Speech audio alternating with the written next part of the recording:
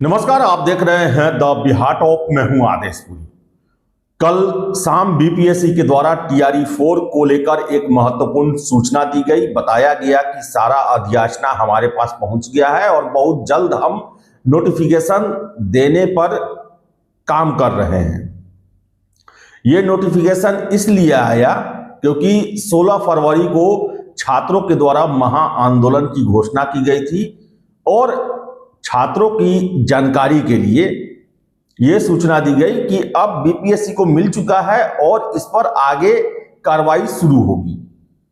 इस वीडियो में हम बात करेंगे नोटिफिकेशन को लेकर। फिर से बहुत सारे ऐसे सब्जेक्ट हैं जैसे music, physical education, computer teacher, इनकी बहाली को लेकर, सीटेट अभ्यर्थियों के मुद्दे को लेकर, फर्जी सर्टिफिकेट का उपयोग करने वाले मामले को लेकर, इन सभी को लेकर हम बात करेंगे। सबसे पहले नोटिफिकेशन को लेकर बता दें, कल बीपीएससी के द्वारा नोटिस दे दिया गया कि अधियाचना हमारे पास आ गया है और बहुत जल्द हम इस पर आगे कार्रवाई करेंगे। तो आपको बता दें 20 से 25 फरवरी के बीच में नोटिफिकेशन आएगा, क्योंकि इसका सॉफ्टवेयर बनाना है। और आप देख लें कि 1 से लेकर 12 तक जनरल जो है वो शिक्षक, फिर से एससी एसटी कल्याण विभाग का, फिर से है पिछड़ा वर्ग का है।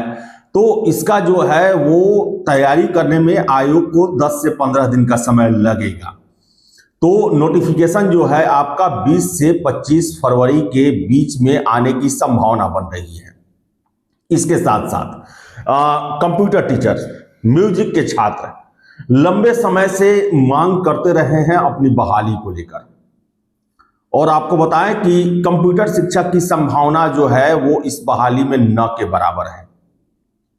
हमने जो लास्ट पीसी हुआ था, शिक्षा मंत्री से हमने ही प्रश्न किया था कि सर कंप्यूटर शिक्षक का क्या होगा। तो उन्होंने इशारे में बताया था कि अगली बार, अब अगली बार पीसी में या फिर अगली बहाली में, ये क्लियर नहीं हो पाया था। लेकिन जो हमें जानकारी मिल रही है कि कंप्यूटर शिक्षक की बहाली इसमें नहीं हो रही है। म्यूजिक वालों का भी अगर होगा तो थोड़ा बहुत होगा, क्योंकि बताएं आपको, हम सब्जेक्ट वाइज जो है वो इंफॉर्मेशन नहीं निकल के आ पाई है। आप कहीं भी देख ले, किसी भी मीडिया या समाचार पत्रों में सब्जेक्ट वाइज जानकारी जो है वो किसी के द्वारा नहीं दिया गया है, क्योंकि जो ये अधियाचना है वो एक लंबा चौड़ा फाइल है, कई 100 पेज हैं उसमें। हर एक जिले का अलग अलग रोस्टर जो है, ये सारा समझिए तो एग्रीगेट टोटल जो बन के तैयार होगा वो बीपीएससी में ही होगा। शिक्षा विभाग और जीएडी में ये सब नहीं हुआ। वहां अधियाचना आया, जांच किया गया, भेज दिया गया। लेकिन संभावना जो है वो कंप्यूटर शिक्षक को लेकर तो नहीं ही है, होगा थोड़ा बहुत होगा। म्यूजिक को लेकर भी हो सकता है थोड़ा बहुत हो। लेकिन छात्र मांग कर रहे हैं कि जितनी रिक्ति है उतने पदों पर बहाली की जाए। खुद शिक्षा मंत्री 26,000 कंप्यूटर शिक्षक की बात कर चुके हैं, तो 26,000 की बहाली की जाए। और इसके लिए आज छात्रों ने एक बैठक भी रखा है। इसके बाद बात करें हम सीटेट को लेकर।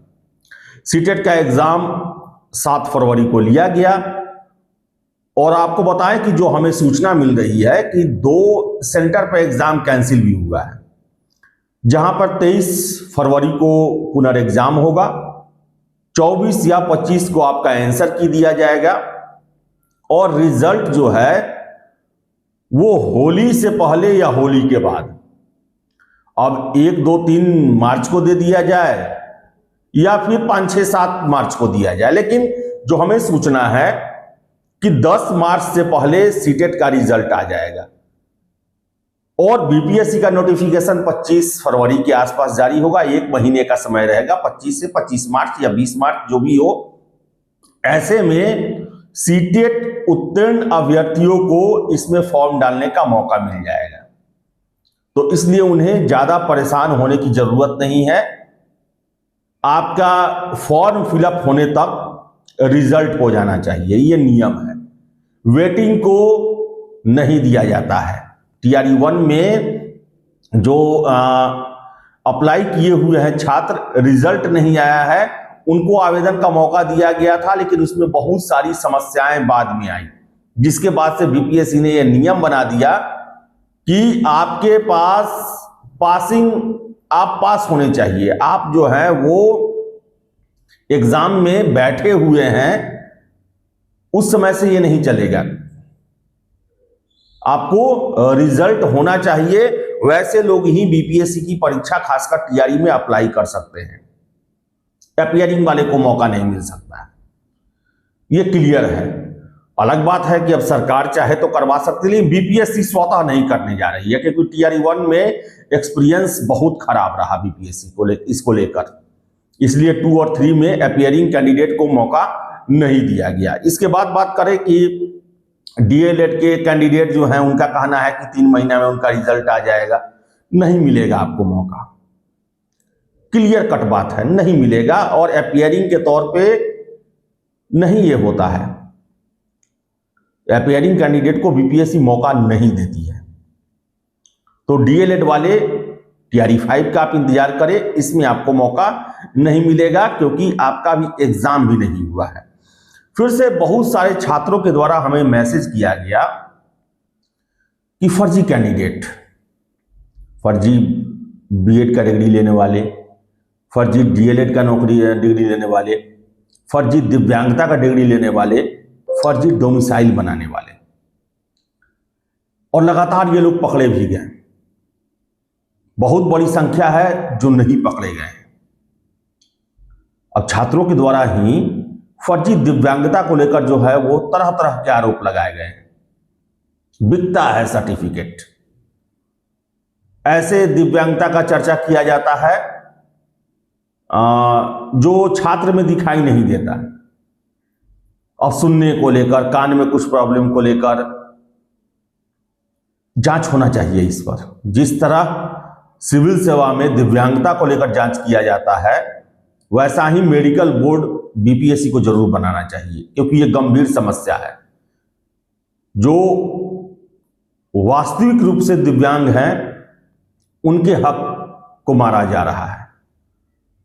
तो आयोग को जितने भी दिव्यांग हैं उनका मेडिकल बोर्ड, जिस तरह आप बीपीएससी सिविल सेवा में आईजीआईएमएस या पीएमसीएच में बनवाते हैं बोर्ड, उस तरह बोर्ड बनाइए और उनके दिव्यांगता की जांच कीजिए, क्योंकि दिव्यांगता का भी सर्टिफिकेट फर्जी बनता है और बहाल होने के बाद जांच नहीं हो पाता है सही से। ऐसे लोग नौकरी कर रहे हैं।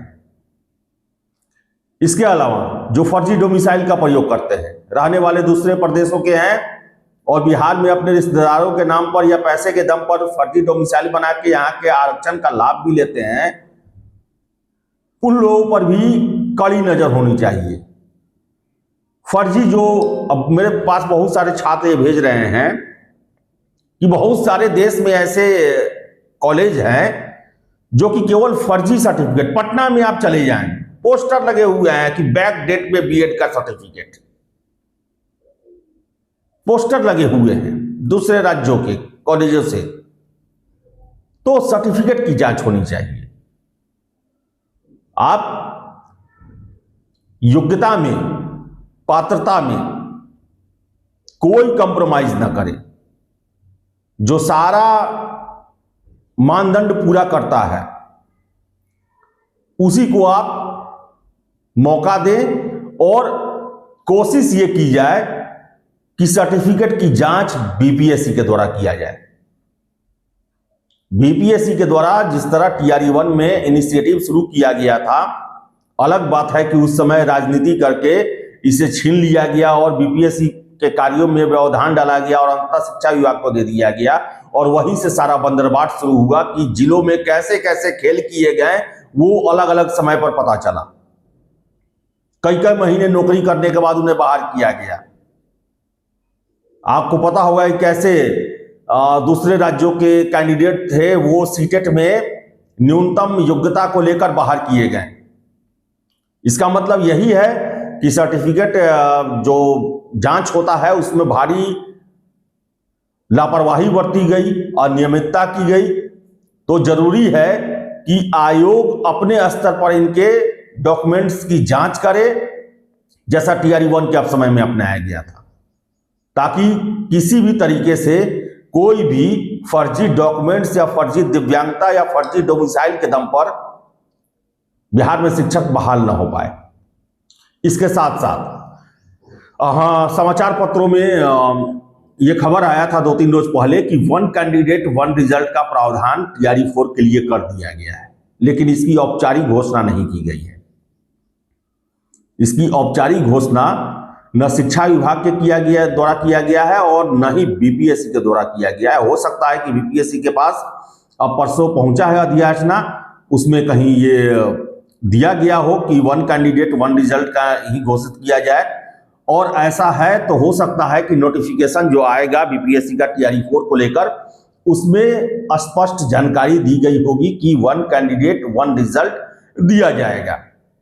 और हो सकता है कि चॉइस भी क्रम के अनुसार मांगा जाए कि आपका प्राथमिकता क्या रहेगा। आप अगर 11th-12th में भी एलिजिबल होते हैं तो आपको हो सकता है कि ये संभावना व्यक्त कर रहे हैं कि अगर 1 कैंडिडेट 1 रिजल्ट लागू हो गया है तो चॉइस जरूर मांगा जाएगा कि आप किस वर्ग के शिक्षक के रूप में योगदान देना चाहते हैं, और ये अच्छा कदम है।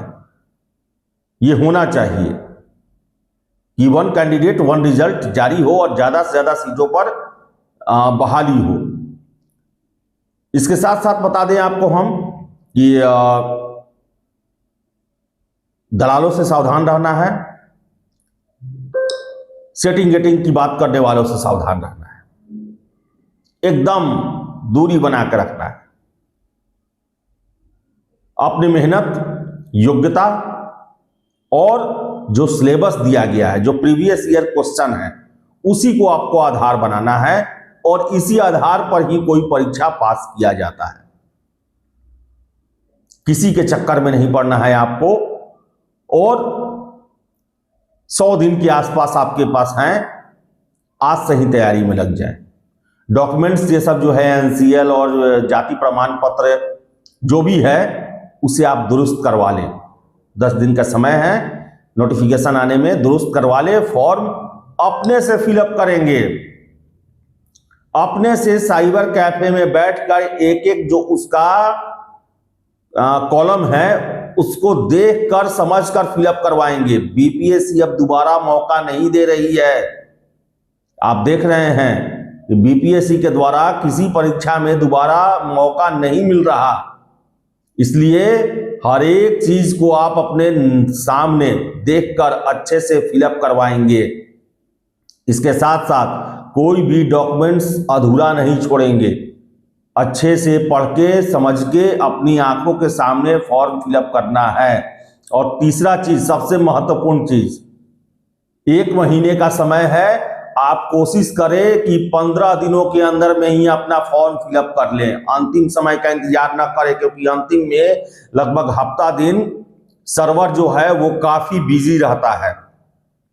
आप डालेंगे कुछ अपडेट हो जाता है, कुछ डालेंगे मेल हो जाएगा फीमेल, नेटवर्क ही काम नहीं करेगा, सर्वर ही नहीं खुलेगा, फोटो खींचेंगे कुछ और अपलोड हो जाएगा कुछ और BPSC के द्वारा समय नहीं बढ़ाया जाता है फॉर्म फिलअप करने का। देख लेंगे आप 17वीं से लेकर सब परीक्षा में छात्र चिल्लाते रह गए, कोई सुनवाई नहीं। तो कोशिश करेंगे कि शुरुआत में ही सब कुछ सही रहता है, फॉर्म फिलअप करना आप सुनिश्चित करेंगे। क्योंकि इस बार बता दें, कैंडिडेट पढ़ने वाले हैं। पहले के 5-6 लाख कैंडिडेट हैं, 2.5 लाख स्टेट पास किए हैं, 30-40 हजार आपको बता दें कि सीटेट पास करेंगे। तो कैंडिडेट की संख्या कम नहीं है और सीटों की संख्या अभी तक सबसे कम है। तो इन सब चीजों का ध्यान रखेंगे आप। चलिए, और जो भी अपडेट मिलेगा हम आपको जरूर देते आए हैं, आगे भी देते रहेंगे। फिलहाल इस वीडियो में इतना ही। वीडियो पसंद आया लाइक शेयर करें, हमारे चैनल द बिहार टॉप को सब्सक्राइब जरूर कर लें। धन्यवाद।